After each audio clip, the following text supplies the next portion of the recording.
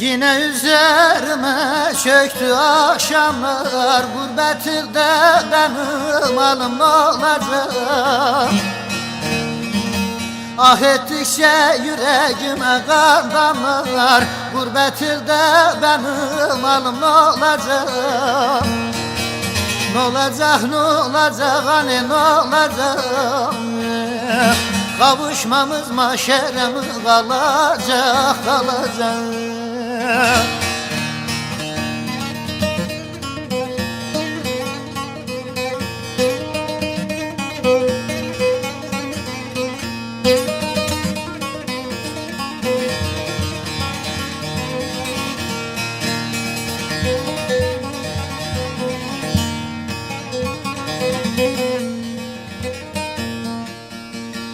Ezelden ağladım, nasıl güleyim? Feleğin oyunu kimden bileyim?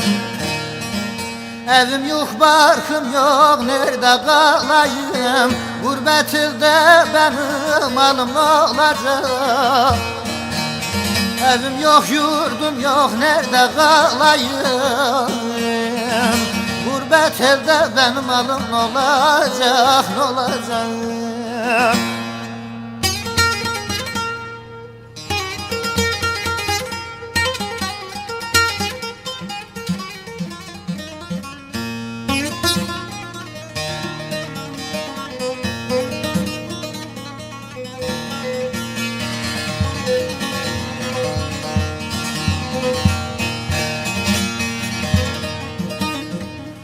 Helen Orhan üstüm dağda dinmedi yaşlar, yoksulluk gariplik ciğerim haşlar.